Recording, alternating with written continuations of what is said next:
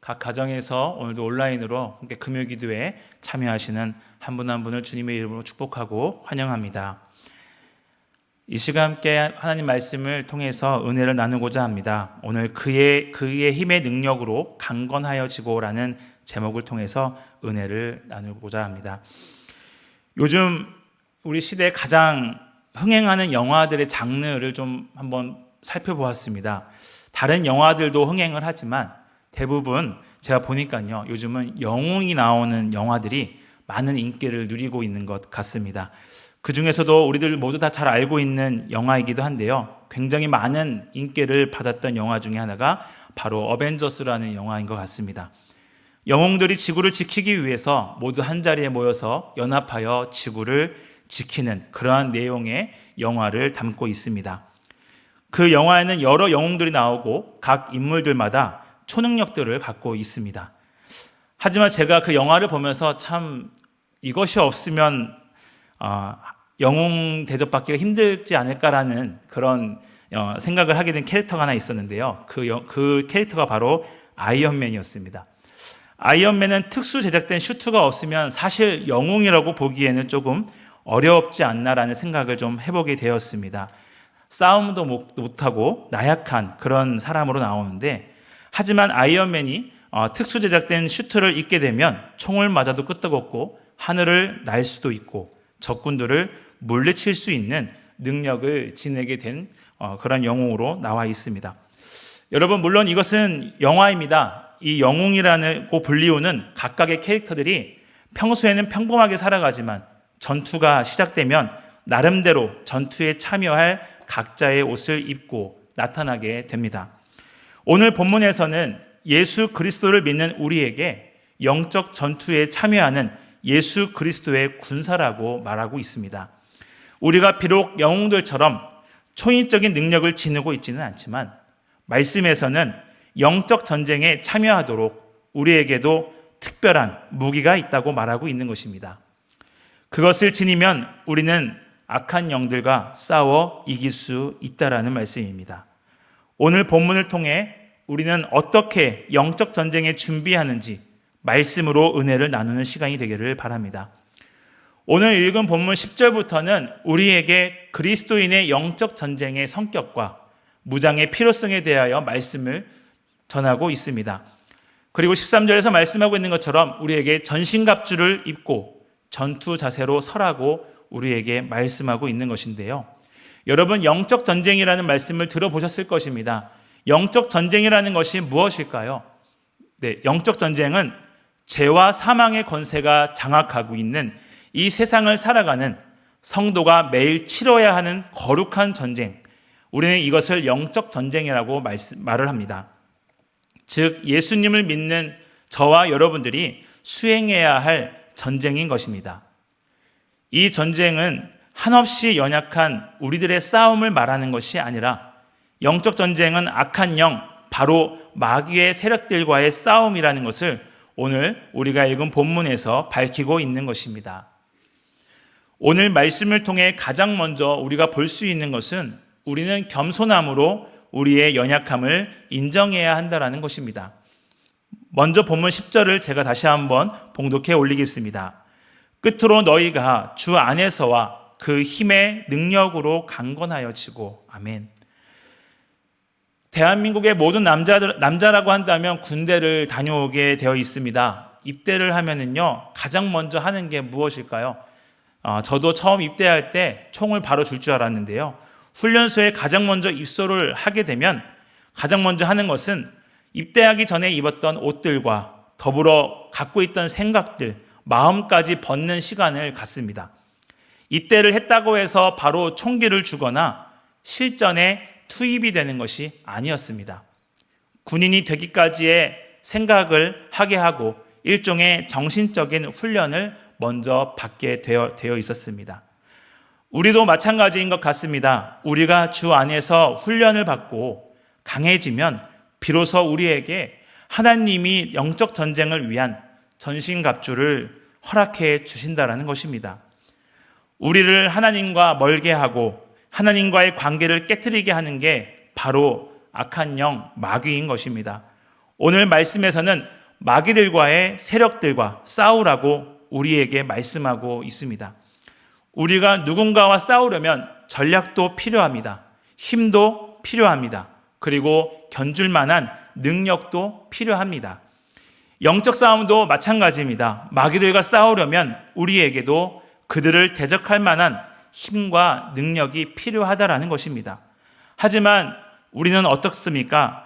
인간은 연약한 존재이기 때문에, 또 우리 어떤 사람도 연약하지 않는 사람이 없기 때문에 우리는 그렇게 연약하지 않는 사람이 없기 때문에 우리는 그렇게 지금 살아가고 있다는 것입니다. 문제는 우리가 연약하다는 것을 인정하지 않는 사람들도 있지만 어쩌면 연약하다는 것을 모르고 있을지도 모른다는 생각을 한번 해보게 되었습니다. 우리의 연약함을 인정하지 않는 사람들의 공통점이 바로 어떻게 해서든 자신의 힘으로 이겨낼 수 있다는 생각을 하고 있다는 것입니다. 뭐든지 자신의 힘으로 가능하게 될 것처럼 생각을 한다는 것이죠. 하지만 동시에 정반대의 마음이 생기기도 합니다. 내 마음처럼 된다고 하면서 마음 한 구석은 여전히 불안한 마음이 존재하고 있다는 것입니다. 마음이 불안하다 보니 세상의 온갖 방법으로 이 불안함을 이겨내보려고도 한다는 것이죠. 여러분, 시편 146편 3절부터 4절의 말씀을 보면요, 이렇게 말씀합니다.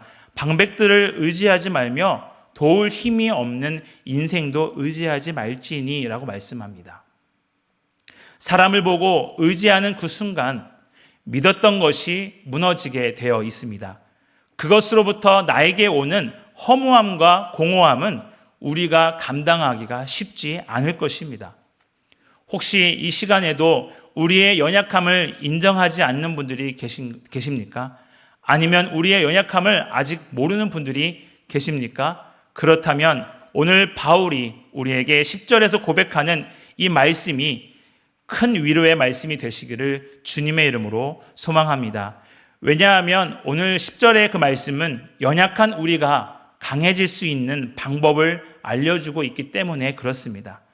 10절에서는 예수 그리스도의 군사인 우리에게 그의 힘과 능력이 어디에서 형성되는지 정확하게 일러주고 있습니다. 10절의 말씀에 보면 주 안에서와 그 힘의 능력이라고 말씀하고 있습니다. 주 안에서와 그 힘의 능력, 이것은 바로 예수 그리스도가 우리의 힘이고 우리의 능력이다라는 것을 말씀하고 있는 것입니다. 다른 것은 없습니다. 다른 길도 다른 방법도 없습니다. 오직 예수 그리스도만이 우리를 일으키시고 끊임없이 그 힘과 능력을 불어넣어 주시는 분이라는 것입니다.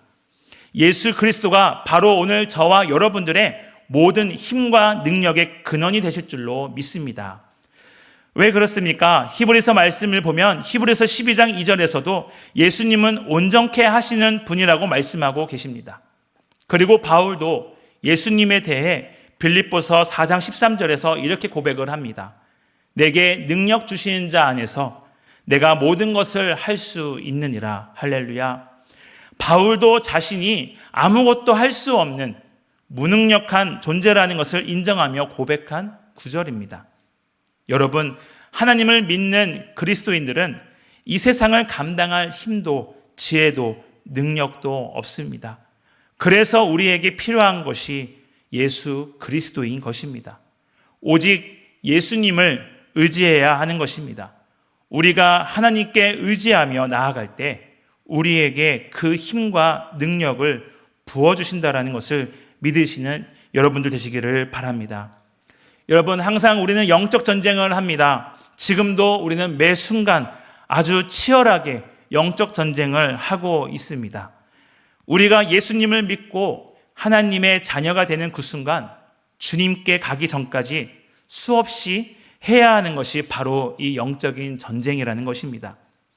오늘 말씀을 통해 싸울 수 있는 그 힘과 능력의 근원에 대해 알게 되었으니 이제 우리는 모든 것을 주께 맡기고 한 치 앞도 모르는 우리의 삶을 주님께서 인도해 주심을 믿고 힘과 능력이 많으신 예수 그리스도를 의지하시는 모든 성도인들 되시기를 바랍니다.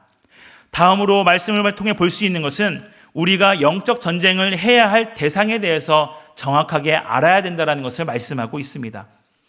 여러분, 악한 영, 마귀는 하나님과 반대로 일을 하는 존재입니다. 아주 작은 기회만 있으면 하나님의 일을 방해하는 것이 바로 마귀입니다. 이 악한 영들은 우리들의 주변의 이웃이나 환경을 통해 유혹하거나 시험하고 그리고 핍박해서 결국은 죄악과 파멸로 이끄는 어둠의 주관자들과 악의 영들입니다. 마귀의 표적이 되는 가장 1순위가 바로 누구인지 아십니까? 저와 여러분들처럼 하나님을 믿는 사람들이 이들의 표적 1순위가 되는 것입니다. 하나님을 믿는 그리스도인들을 항상 넘어뜨리려고 합니다. 그리고 실족시키려고 합니다.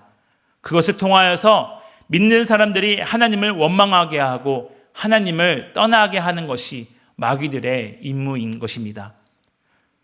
성도들이 하나님을 떠나면 결국 악한 영의 수하에 들어가게 되기 때문입니다. 그래서 우리에게 오늘 말씀하시는 대로 악한 영, 마귀를 대적할 의무를 주신 것입니다. 11절 말씀을 보면 이렇게 말씀합니다. 마귀의 간계를 능히 대적하기 위하여 하나님의 전신갑주를 입으라. 아멘. 마귀에 대한 그리스도인의 대적을 전제로 우리에게 주시는 말씀이죠. 하루하루 수없이 악한 영은 우리를 공격합니다. 우리에게 계속해서 죄를 짓도록 속삭이고 있습니다. 이런 마귀를 대적할 수 있도록 우리에게 주신 것이 바로 하나님의 전신갑주인 것입니다.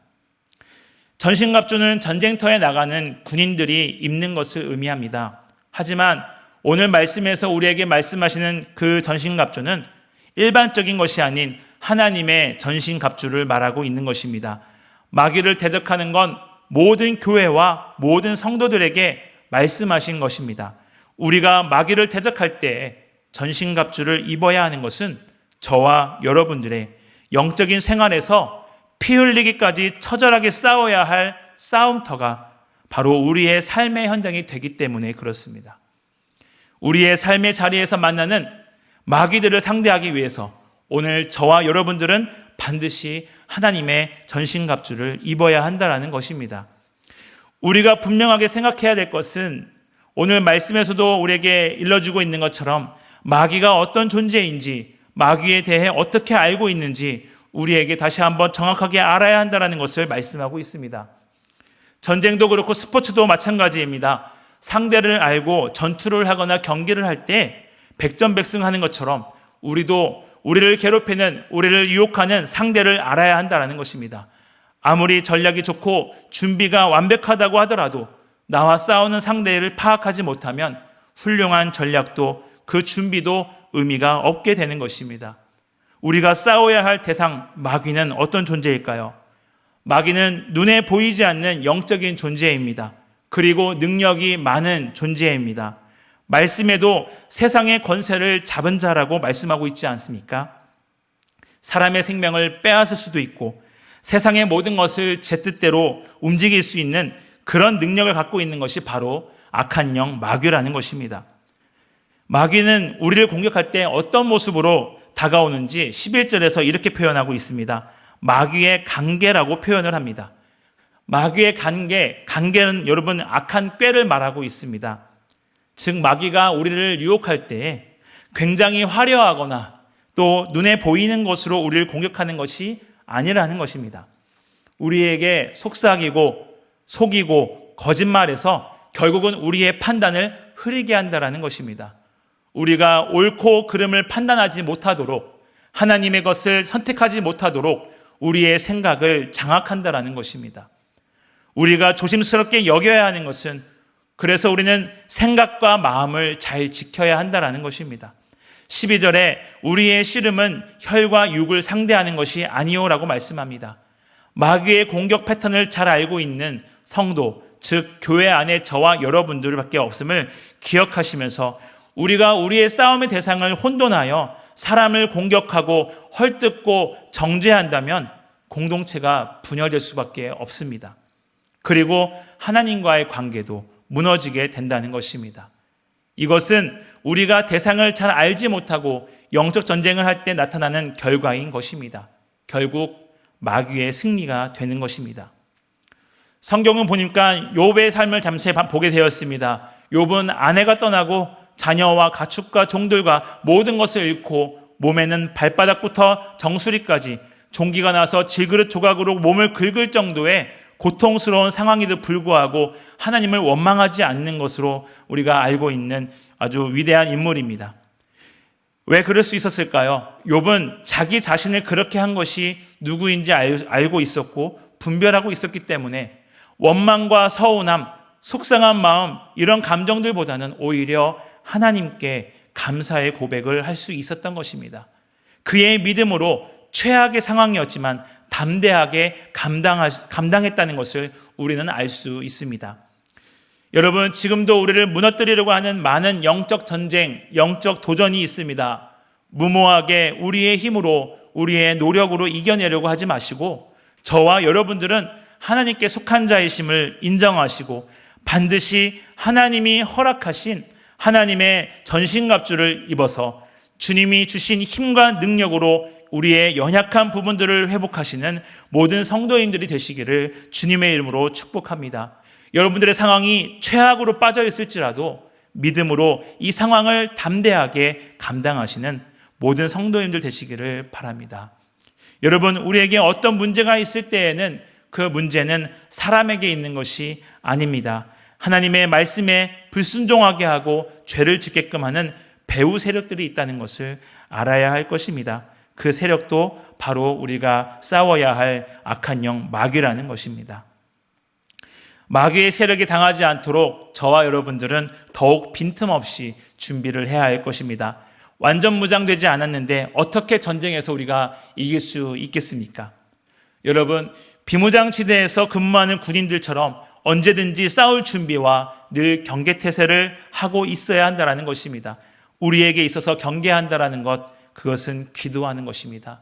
깨어서 기도하는 것이죠. 기도함으로 마귀의 공격을 대비해야 한다는 것입니다. 예수님도 깨어서 기도하시면서 영적 전투를 대비하셨습니다.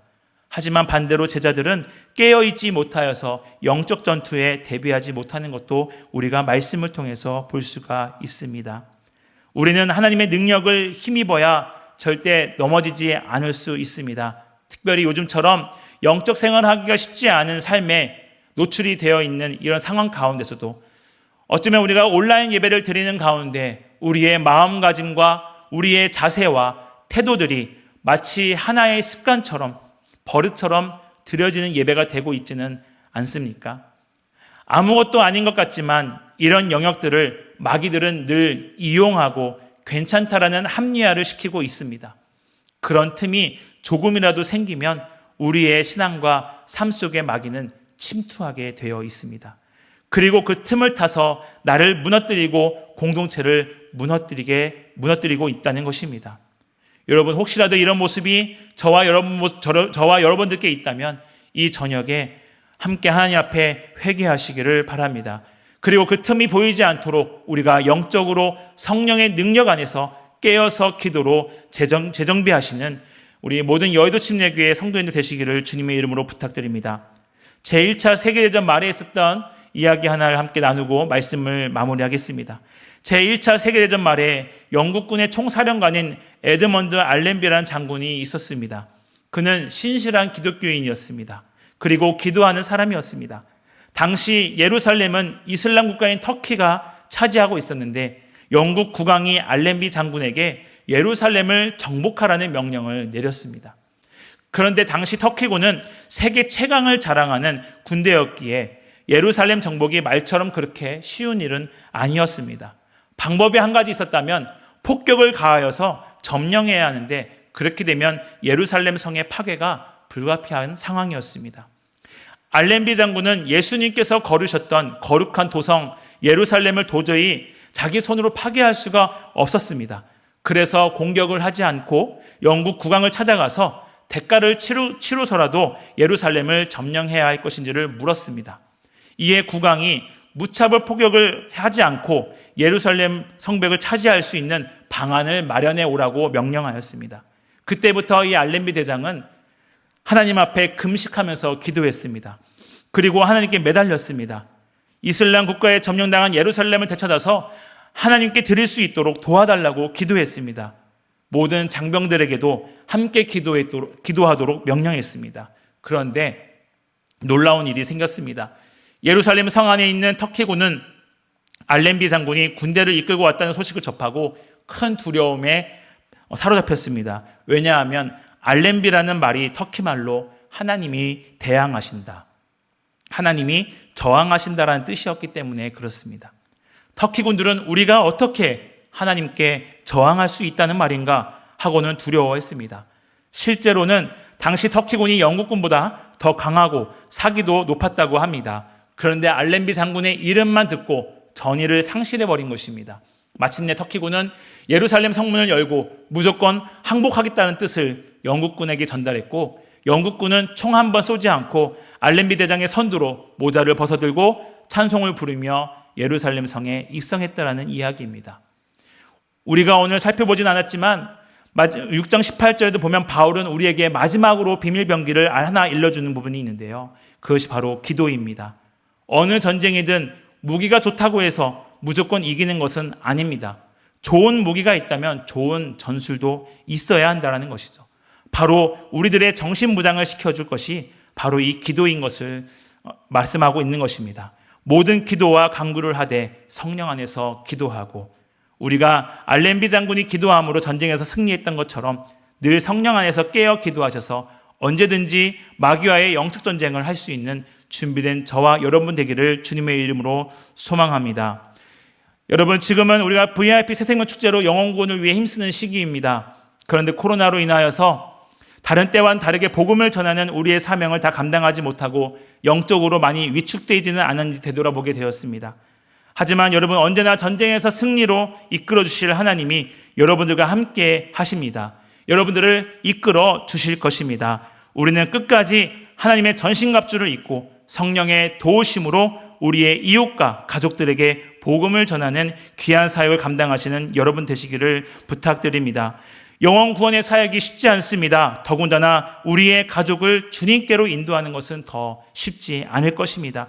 하지만 여러분들의 남편, 아내, 자녀, 부모를 위해서, 이웃을 위해 힘과 능력의 근원이 되시는 예수님을 믿고 의지하며 기도한다면 반드시 우리가 그 사역 가운데, 그 영적인 싸움 가운데 승리하며 풍성한 복음의 열매를 맺도록 하실 것입니다. 복음을 전하는 그 일에 승리하셔서 하나님께서 기뻐하시고 잘했다 칭찬받으시는 모든 성도님들 되시기를 주님의 이름으로 부탁드립니다.